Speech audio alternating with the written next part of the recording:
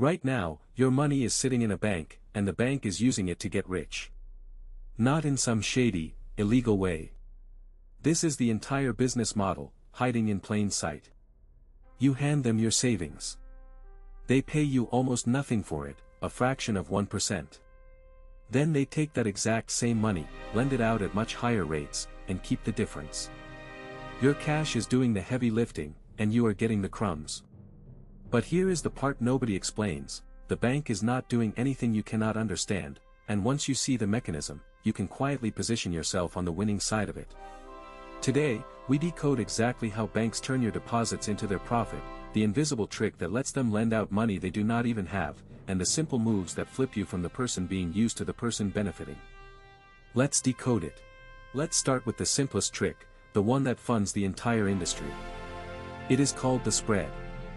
When you put money in a savings account, the bank pays you interest, maybe 0.5%, often less. It feels like they are doing you a favor by holding your money. They are not. They take your deposit and lend it out, as a mortgage, a car loan, a credit card balance, charging the borrower 6, 10, sometimes 20% or more. The gap between the tiny rate they pay you and the big rate they charge the borrower is the spread. And that spread is pure profit, earned using your money, not theirs. Think about what is really happening. You are the supplier. You provide the raw material, cash, and you get paid almost nothing for it. The bank marks it up and sells it back to the economy at a premium. Any other business that bought from you that cheaply and sold that high would be called a genius. The bank just does it quietly, at massive scale, with millions of depositors who never question the deal. Now here is where it gets almost unbelievable. Banks do not just lend out your money. They lend out far more money than they actually hold. When you deposit $1,000, the bank is allowed to keep only a small slice in reserve and lend out most of the rest. That borrowed money gets spent, lands in another bank as a new deposit, and then most of that gets lent out again. The same original dollars get multiplied through the system over and over. This is how the banking system creates most of the money in the economy, not by printing it, but by lending it into existence. It is sometimes called fractional reserve banking, and the effect is a money multiplier. A single deposit can support many times its value in loans. So the bank is not just earning a spread on your money. It is earning a spread on money that was effectively conjured on top of your money. You provided the seed, and the bank grew an entire orchard, and kept the fruit. Understanding this one fact changes how you see every dollar in your account. The spread is only half the story. The other half is fees, and this is where the bank profits even when you are not borrowing a thing. Overdraft fees when you slip below zero for a single day. Monthly maintenance fees just for keeping an account open.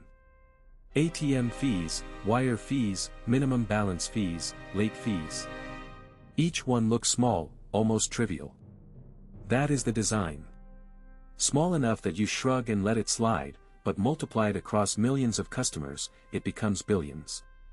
And then there is the most profitable product of all, the credit card.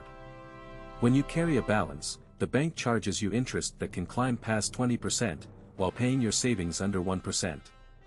So the very same institution is paying you almost nothing on your deposits and charging you a fortune on your debt, profiting on both ends of the exact same relationship.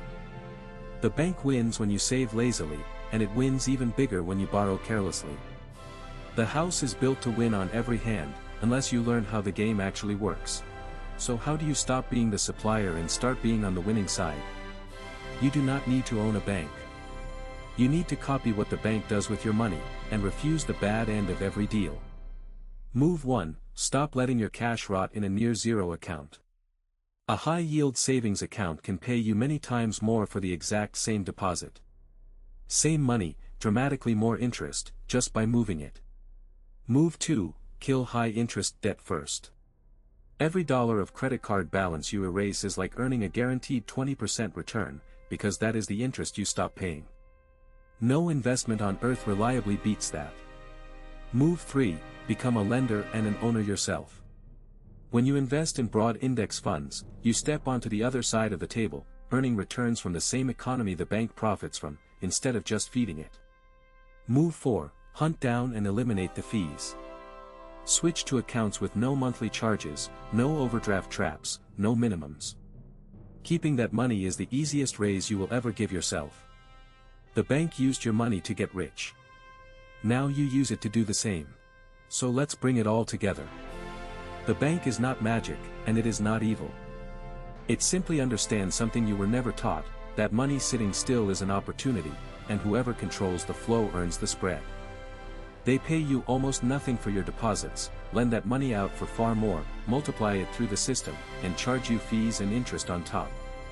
You have been the raw material in someone else's profit machine.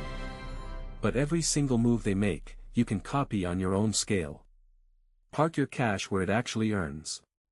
Wipe out the high-interest debt that feeds them. Own a slice of the economy through investing. Refuse the fees that quietly bleed you. Do that, and you stop being the person the system uses, and start being the person it pays. Master this, and you will never look at your bank account the same way again.